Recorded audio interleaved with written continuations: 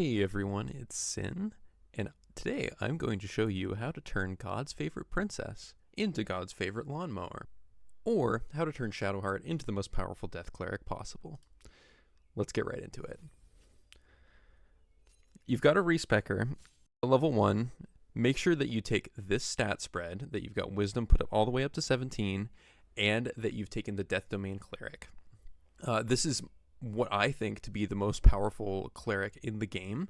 It is extremely strong in both Act 1 and Act 3, and in Act 2 it dips a little bit, but it's still just as powerful as almost any other cleric class. At level 2, we don't get anything that interesting, we just get to prepare some spells.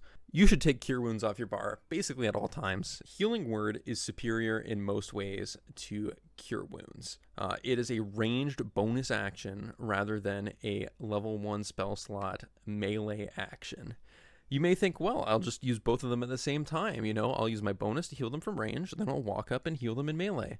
Unfortunately, this is a very poor use of your action economy, and generally, you really just want to be picking up your teammates who have downed rather than spend your turn healing them.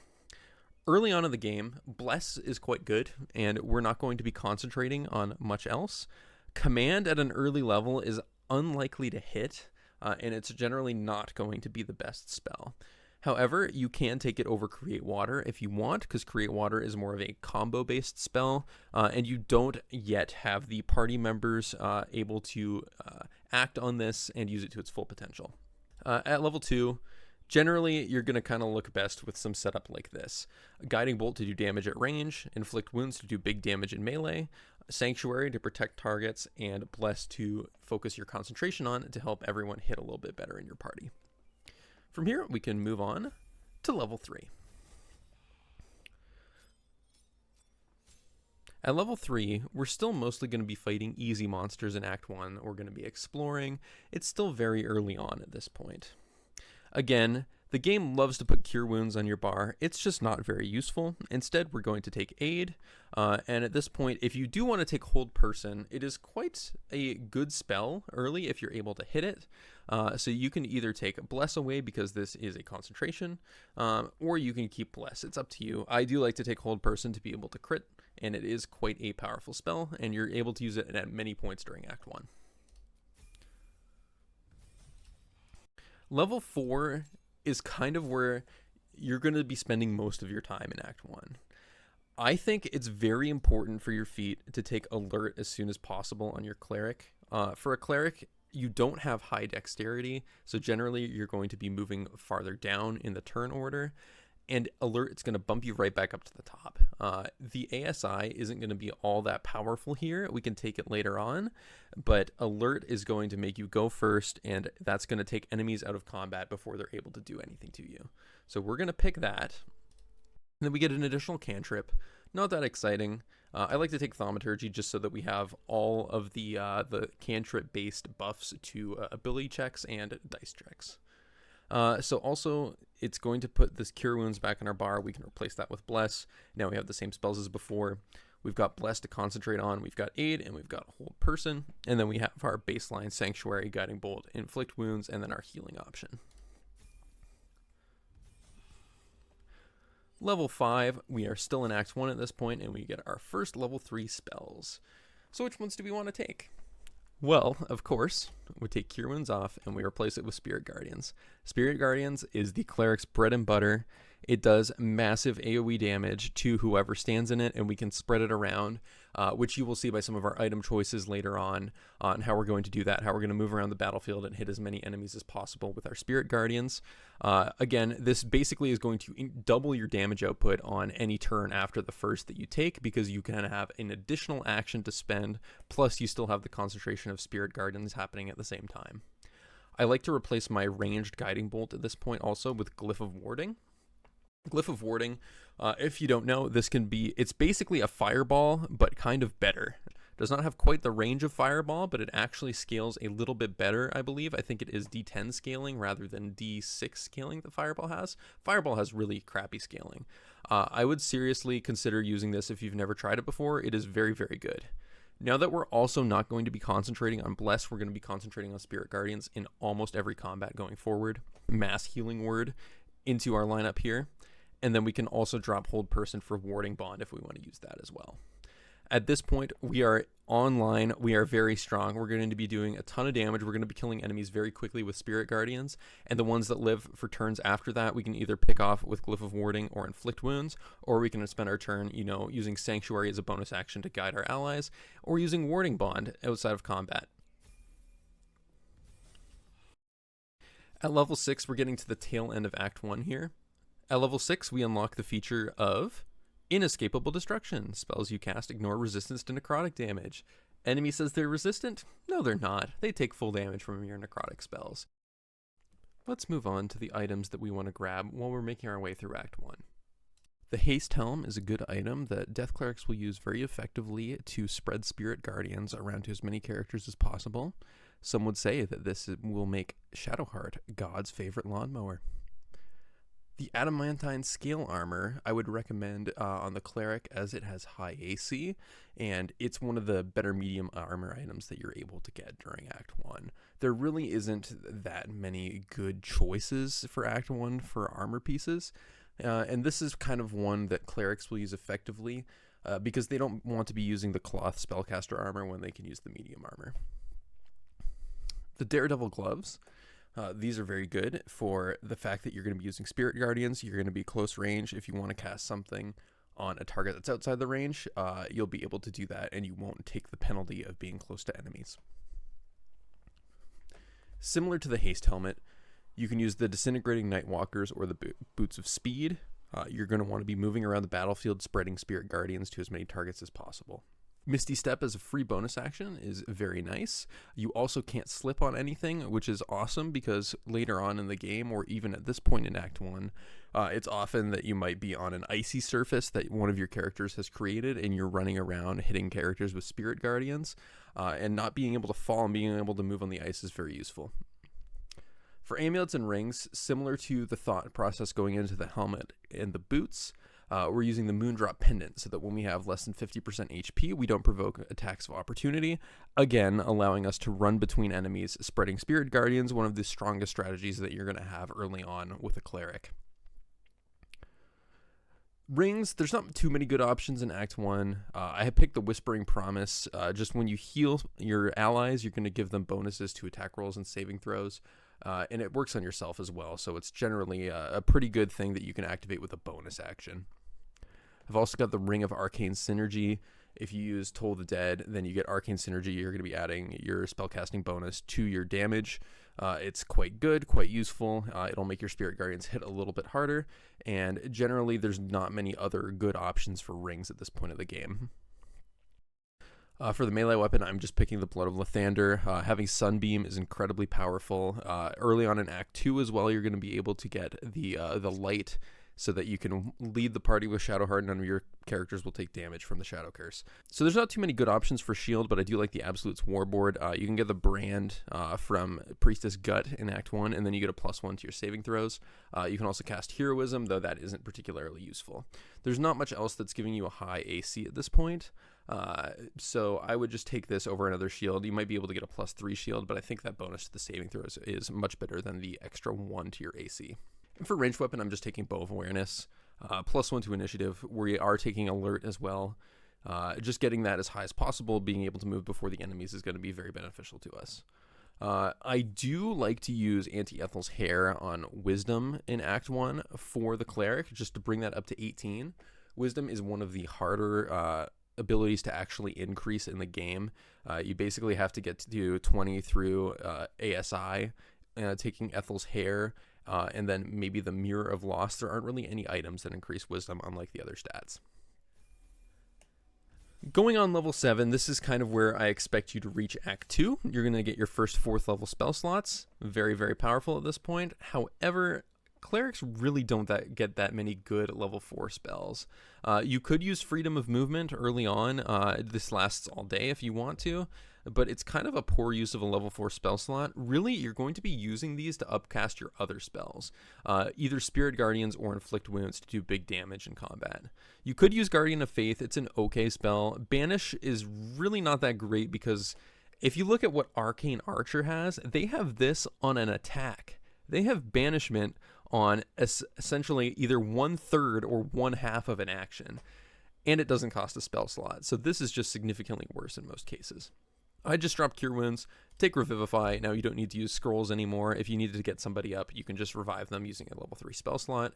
And you should be very, very strong at this point. You've got a bunch of level 3 spell slots, and you've got the level 4 upcasts for when you need them.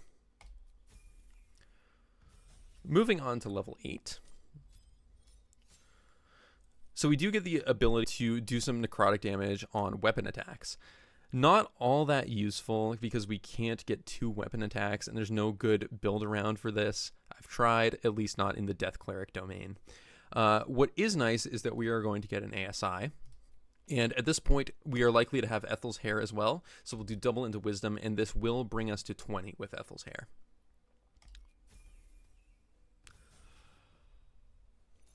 At level 9, we're kind of in between Act 3 and Act 2.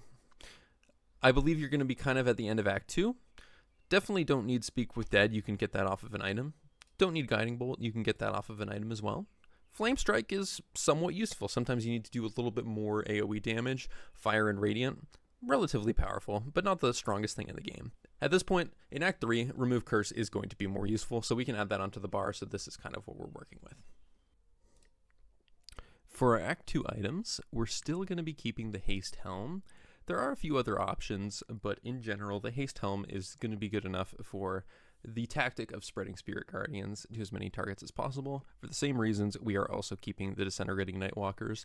There really aren't many upgrades in the boot slot, so these are going to be the boots that we use for the entire game. Again, you can replace these with the Boots of Speed if you feel like the Nightwalkers are better suited to a different character in your party. For a cloak, there's not too many good options. None of them really affect our character, but the Cloak of Protection, which you can just buy right at the last light in, is going to be good enough. That's just going to increase AC by 1 and give you +1 to saving throws.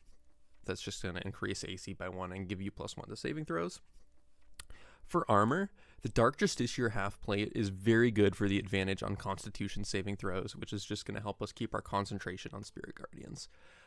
As well as having decent AC and giving advantage while you're in stealth and giving you Shield of Faith. Those are minor compared to that advantage on Constitution saving throws, which is effectively a feat and is just very, very good. For gloves, if you choose the story option that allows you to get these, Janel's gloves can replace the Daredevil gloves. If not, you can keep using the Daredevil gloves. They're completely fine. But these immediately cleanse yourself if you are targeted by paralyzation or poison. Removing Paralyze is extremely important because it makes enemies crit on you in melee range, and there's nothing you can do against it once you've been paralyzed. It also gives you a +1 to your saving throws, which along with the cloak and the armor makes it so that we're almost never going to be losing concentration. I also use Ring of Free Action for the same reason. So this is just kind of here if you pick up the other gloves, if you're not doing the story action to get Janel's gloves. This makes it so you can't be paralyzed or restrained and you ignore the effects of difficult terrain. It does kind of overlap with the boots and the gloves, but if you're not getting the gloves, it's pretty good pickup for this item here. And again, it's just replacing a 1d4 bonus on using your bonus action to heal allies, so that wasn't particularly useful in the first place. I do still like to keep the Ring of Arcane Synergy, however, that increases our damage when we deal damage with a cantrip. So again, you Toll the Dead on an enemy, and then the rest of your spells are going to do more damage for 2 turns. I pick up the Spellcrux Amulet. Obviously, you don't need to keep this on at all times in combat. You can go back to using the amulet that makes it so that when you're under 50%, you don't take opportunity attacks. But the Spellcrux Amulet is very, very useful on a Cleric, especially since we're going to be leveling the Cleric all the way up to the point of getting level 6 spell slots. This effectively refreshes a level 6 spell slot at some point during the day for you. Extremely powerful, very important, and it can't be overstated how good this item is. Make sure you pick it up from the Warden and Moonrise Towers, and don't miss it. Sticking with Blood of Lathander, again, the legendary item that you get at the end of Act 2 is useful, but again, you don't really pick that up till the end of Act 2, so I consider it more of an Act 3 item. Again, for the same reasons that were stated earlier, the Blood of Lathander is excellent. It does start to fall off in Act 3, though, when we get access to more powerful options. The Sentinel Shield, Kethric's Shield is better, but again, you're picking that up right at the end of Act 2, so you're not really able to use that for all of Act 2. The Sentinel Shield, I believe you just buy this from a vendor in Act 2, +3 bonus to initiative rolls, advantage on perception checks, and you can knock foes prone when they hit you. It's extremely good. You're just always going to be going first at this point, especially since we're also keeping the Bow of Awareness. So we've got +4 to initiative from our items, and then we've also got Alert. So basically, you're going to go first no matter what. Extremely, extremely beneficial to go first. It's almost as good as having a surprise round. And generally, going first is just going to make it so you take enemies out of the fight before they're able to do anything.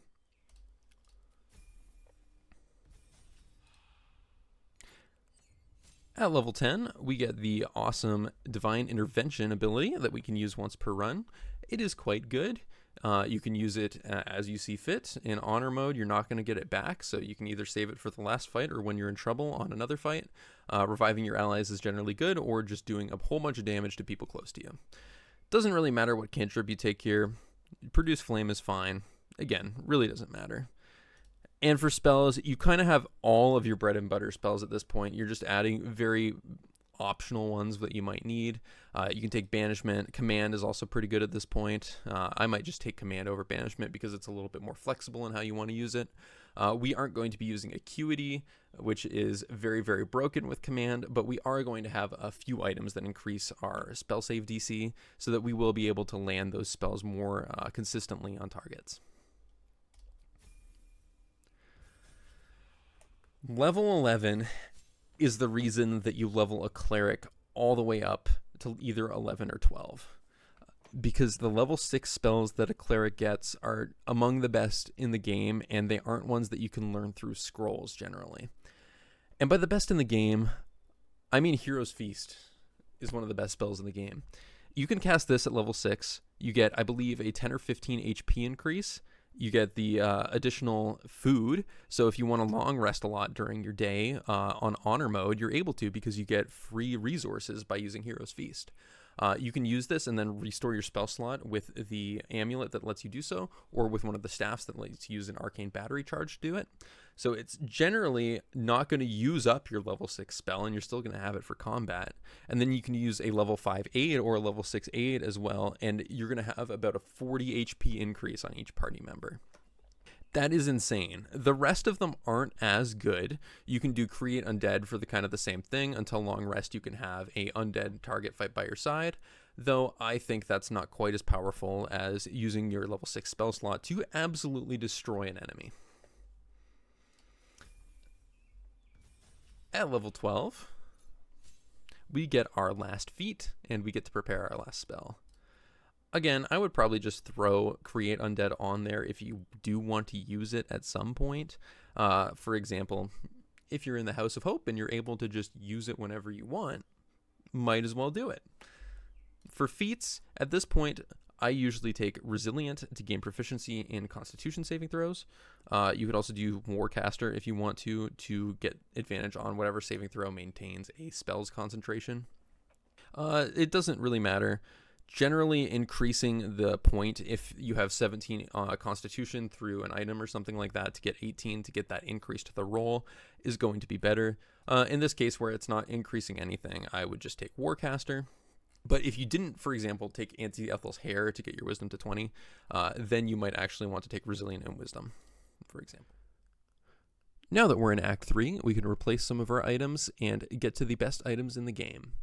The Mask of Soul Perception is the best initiative item to wear in the head slot. Not many other characters are going to be wanting to use this item, so it's very, very powerful on a Cleric for that initiative bonus. For Cloak, we could use Cloak of the Weave, but that's generally better on a Wizard type character or a Sorcerer type character. I enjoy sticking with the Cloak of Protection for the saving throw +1 and the armor class +1.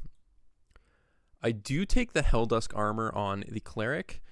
Generally, moving around with flight is very good. This is going to be the strongest AC of any armor in the game that we're able to get. Heavy armor is going to be very powerful because we're not proficient with it generally, and this will make us take less damage overall throughout fights. The resistance to fire damage and being unable to burn and to do a little bit of additional damage by burning foes is very strong as well. But mainly, we like the ability to fly if you're not taking the Illithid power to do so. The Spellmight Gloves. So these might be a little controversial, but in Act 3, I find my Cleric to be very powerful as a damage dealer by setting up big critical hits with upcasted Inflict Wounds. This is how you can get up to 300 plus damage in one attack by hitting a target that's vulnerable to necrotic with a critical hit of inflict wounds at the 6th spell level. It's an incredibly powerful attack that is then doubled by vulnerability as well. Just insane amounts of damage, and the 1d8 additional damage is worth the -5 penalty to rolls, because generally you're going to be attacking targets that are either held by hold monster or held by hold person, and this is just going to make them explode, and it is incredibly fun.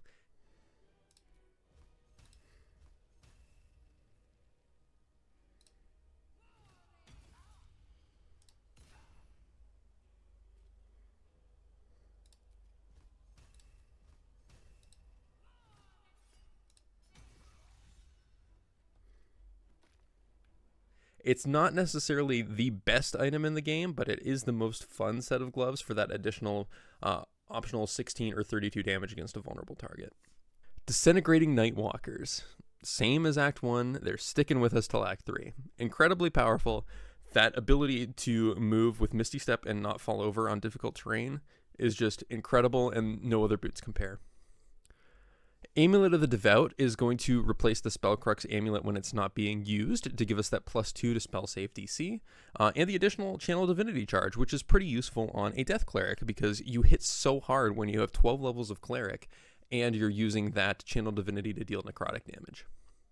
I do use the item from Act 2 here with Killer Sweetheart. Again, this is just going to make us crit when we want to with those big inflict wounds hits upcasted to level 6 or level 5. This is an Act 2 item, so make sure you pick it up in Act 2 in the Gauntlet of Shar. Ring of Arcane Synergy. Again, we're just going to use this because it increases our spell damage, and there really isn't that many better options. It's just a very, very powerful ring to increase our damage. So for the weapons, this is a little controversial. Because I like upcasting level 6 and level 5 inflict wounds so much, I do like to use Marka Heshkir and to a lesser extent the Spell Power staff. You don't necessarily need to use Marka Heshkir. This is just mainly used to get the bonus spell attacks by using the Arcane Battery feature where you're not expending a spell slot.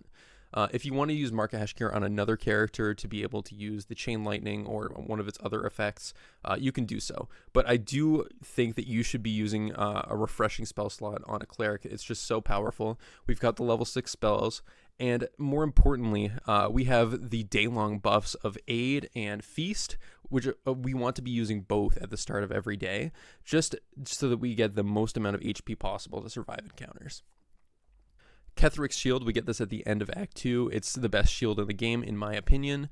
You could use Viconia's Shield as well, the Walking Tower, but I like the spell save DC increase, the ability to knock prone, and the advantage on dex saving throws. If you want Viconia's Walking Fortress, you can use this as well. You get the Reflective Shell ability and Spell Guard ability. It has slightly higher AC at +3, and you can still knock opponents prone, but this doesn't have the spell DC increase, and for that reason, I don't think it's as good. And then we finally get an upgrade of the bow slot. We get a +3 to initiative rather than just the +1 that the other bow was giving us.